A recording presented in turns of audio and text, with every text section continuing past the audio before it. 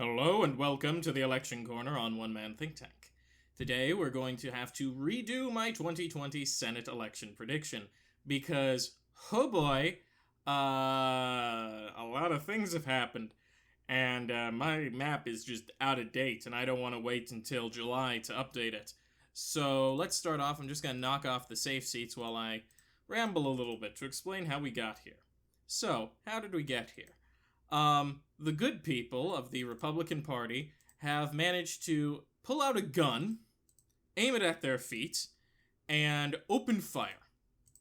They have managed to drop in polling and in such a way that I can only manifest it as, well, we'll get to Michigan in a moment, as an active sabotage effort against themselves. That's how badly they're doing here. They have managed to embrace Donald Trump in his fullest, most rotten form, and then are now getting, without any realization, it shows how insulated they are in their bubble, that they did not think in any way, shape, or form that Donald Trump was doing a bad job. We're seeing articles coming out now about surprised Republican senators who weren't expecting to have the entirety of the world collapsing on their heads because, not handling coronavirus, leaving the country in a recession, possibly a depression, and putting numerous people out of work, out of their homes, and killing numerous members of the elderly would hurt their polling numbers. In fact, in many ways, it actually seems to be reflecting worse on them at the Senate level than it is at the presidential level, which is fascinating to watch. But, anywho, let's dive into this map right now and throw on some likely states. Well, first, we have one immediate change from my last map. Arizona's already gone kind of safe. I didn't put it up on the last one initially, but it starts off as good as safe right now. Michigan, it's gone from likely to safe. John James, the Republican challenger to Gary Peters, is now having trouble breaking 40%, while Gary Peters is now in the high 40s. This is all but the end of John James's career, because you don't run for the same seat twice and then lose twice, worse each time. And that's what we're witnessing here. Michigan has now gone from what could have been a Republican pickup to a non-interest. It's basically like what New Hampshire was a few months back. Ooh, it could flip. It was a lot more intense, and then the polling came out, and it turns out, no, actually, people don't want a Republican. So, Michigan's now safe, meaning the Democrats only need to gain 2 seats in the presidency or 3 seats to win the Senate. And by the way, I'm talking, they're gonna get them. They're gonna get them good. Keep in mind, this is not a wave prediction here. This is a normal 2020 Senate prediction. And, I never thought I'd be showing a Senate map this friendly in 2020. Okay, let's go on. Enough skidding around it. Let's start with Alaska, which is now leans Republican. Yeah, leans Republican. Alaska, as I'm assuming you watched my previous video for June, so I won't go too rambly on this, but Alaska is this sort of libertarian state where both parties, you know how people say both parties are the same? That's true in Alaska, but in a different way. And now you've got an independent who's promising to caucus with the Democrats, who is doing very well in the polling. At least he's tying his opponent, and his opponent's polling low. So there's plenty of room for Sullivan, the incumbent, to regain and move this up to safe, even, depending on how it goes. I mean, you've seen the saga of Michigan going from tilt to safe. But he's now at leans. That's how well this challenger is doing. Trump is unpopular with natives, suburban Alaskans, what suburban Alaskans there are, and also the fact that Republican governor has managed to basically soil the pants of the Republican Party in Alaska isn't helping his situation either. It could be a perfect storm to elect a Democrat for 6 years, which is the real big thing about the Senate. You can never compare it off of the last election because an entire 6 years have gone by.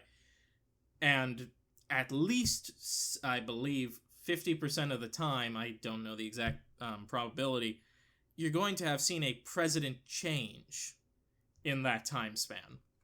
And a lot can happen, as you can see. Let's go over to Montana, which is leans Democrat. This isn't changing from my last prediction, but it's a darker shade of leans than it was before. I think if we get some more polling showing Bullock up in the high 40s, I'm going to move this over to likely, because that is more than a pickup. That is more than a chance of a pickup, sorry. That is a solid chance of a Republican loss. A look at Colorado and Arizona. Those, we're talking that level. Oh, speaking of immediate flips, Alabama is now actually a likely state as opposed to being safe. Can't remember if I said that in my previous video, but that's become more true than ever now. Just because Doug Jones has not been associated with Donald Trump in any positive way, and Tuberville seems to actually be a worse candidate than Jeff Sessions, ironically enough, because in the primary, he's being hurt because Trump told him to sod off and disowned him. But in the general, that is Sessions' big benefit, so we'll have to see about that now. In Kansas, we don't know who's going to win. It could be in the primary. It could be Marshall, it could be Kobach. Originally, I was saying if Kobach won, let's move this to the Democratic category. If Marshall won, leans to even safe Republican. Now, we are in a leans Republican for both of them. Kobach is polling better than I thought he would. Marshall is polling worse. Both are in low 40s, tied with Barbara Boiler, the presumed Democratic nominee. And if trends keep going the way they are, Kansas is going to be blue by Election Day. Like, remember when I was talking back in March about, well, if, coronavirus continues, we could see we could see a couple more states go blue. We are now in, this scenario's going on. The fact that most likely by the time we hit July, we'll have another crisis on our hands, should say enough, because July, August, September, October, November. Well, we don't even remove the November count. So 4 months. You have to get through 4 months. And we already know things won't be done by the end of July. So we'd have to see how short people's memories are, but I'm guessing not short enough. Okay, down to Texas. Texas is back to leans, after being likely. Because new polls are coming out, and also the general environment for Republicans right now is not good. We're at a point where Mississippi is back to looking like it could end up being leans next month because of some polls that are coming out showing her opponent in the low 40s and steadily rising, and her numbers in the high 40s and steadily dropping. Oh, speaking of steadily dropping, Iowa, you're tilt blue now. Yeah, Joni Ernst is polling badly, everybody, and has very low favorabilities while her opponent does not. Trump has very low favorabilities while his opponent does not. This adds up to a state looking more and more Democratic. Yeah. Like I said, this map has changed. In Kentucky, it's also leans Republican. Mitch McConnell is very much underperforming the numbers he should be reaching. To the extent he is now, and I say this with no hint of irony, looking like he may not be Senate Majority Leader either way next year. There is, this map still says he's going to hang on there and make it most of the time, but like I said, 4 months. 4 months of bad stuff happening. Kentucky's going blue. Especially since there is some polling showing his opponent ahead of him. Now, in a more sober commentary, rather than, can you believe this shit? I'm going to say, she does have the issue where she isn't breaking 50%. She's not even breaking high 40s in most cases. So that's the main thing that keeps Mitch McConnell's flame alive in this state, but still, this is very telling.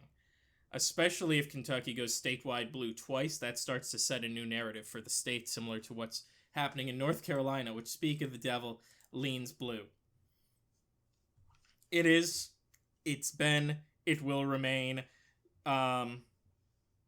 Cunningham isn't doing well enough to increase his numbers, but Tillis is doing so god-awful, I have trouble believing, even in Republican-led polling, I have trouble believing he can win. That's just my standpoint. Down to South Carolina, which is probably going to be going on tilt pretty soon, and that is simply because, dear God, Lindsey Graham has been doing really badly. Badly to awful. In the polling, in public opinion, in everything. I'm pretty sure his opponent, Jamie Harrelson, just posted or just released an internal that showed him ahead of Graham. Now, not breaking 50% or anything, but high 40s. Lindsey Graham should not be in that position. He's a Republican in South Carolina. He should not be in that position. Anywho, Georgia. The special election leans Republican. The general election is tilt Republican. Republicans are doing awful in Georgia. And even with all of the, what can probably be called voter suppression, and, what's a good term? Tomfuckery that's happened in the state, Democrats still ended up with more votes in the primaries. And in the general, that could change, but that really, really is showing the weakness of the Republicans in general, in that state.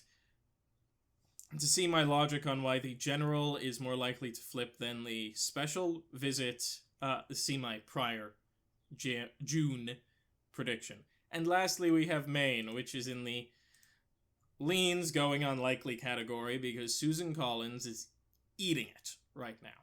And will most likely continue to eat it. Yeah. This is our map, people.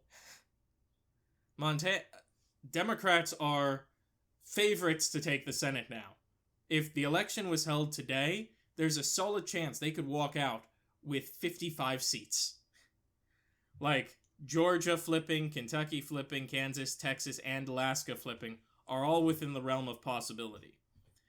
If we were to do their best case scenario, they would basically see flips across the board, and most of the South would be a lot closer than people would expect it to be. So you'd have a Mississippi within 2 percentage points instead of 8 type thing.